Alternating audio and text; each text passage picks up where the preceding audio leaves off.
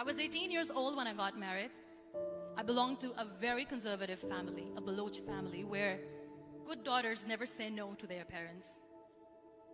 My father wanted me to get married, and all I said was, if that makes you happy, I'll say yes. And of course, it was never a happy marriage. Just about after 2 years of getting married, about 9 years ago, I met a car accident.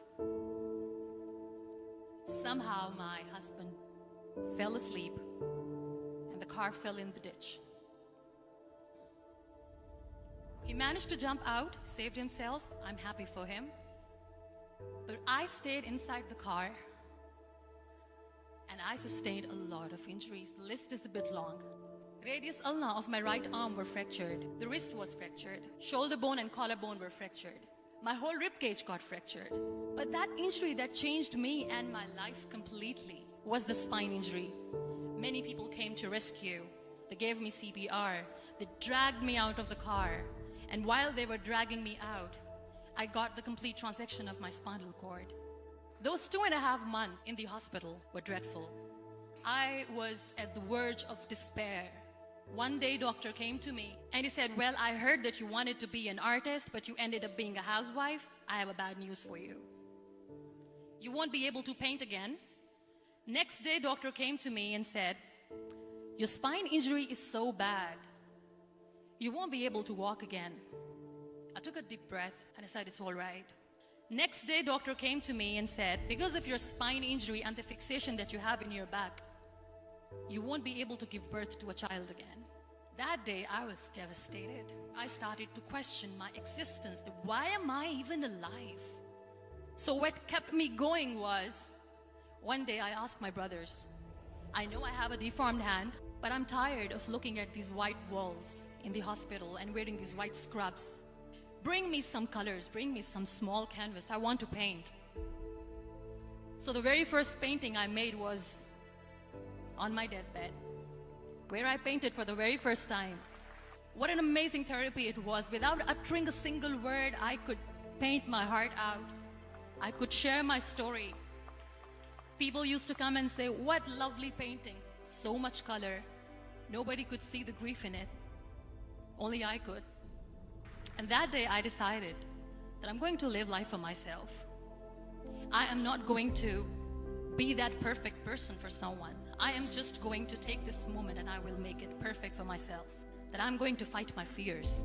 So I wrote down one by one all those fears. And I decided that I'm going to overcome these fears one at a time. You know what was my biggest fear? Divorce. But the day I decided that this is nothing but my fear, I liberated myself by setting him free. And I made myself emotionally so strong that the day I got the news that he's getting married, I sent him a text that I'm so happy for you and I wish you all the best. And he knows that I pray for him today. Number 2 was, I won't be able to be a mother again. And that was quite devastating for me. But then I realized there are so many children in the world, all they want is acceptance. So there is no point of crying, just go and adopt one. And that's what I did.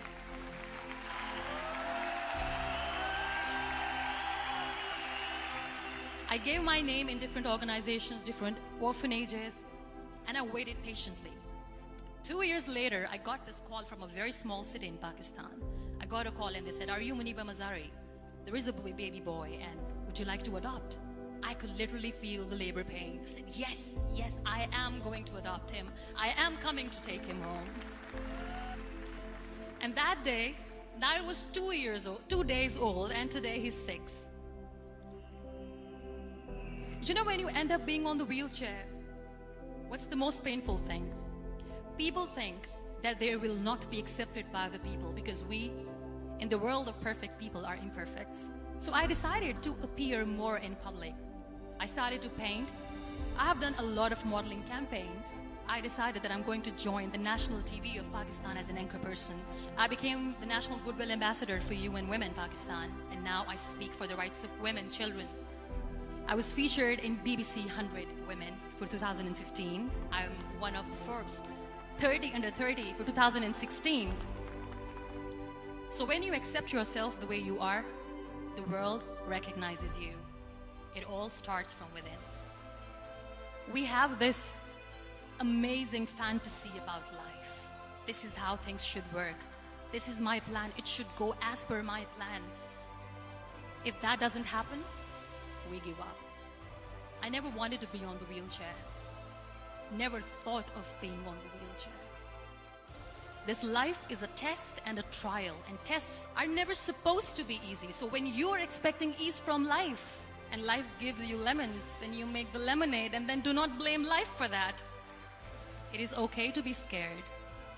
It is okay to cry. Everything is okay, but giving up should not be an option.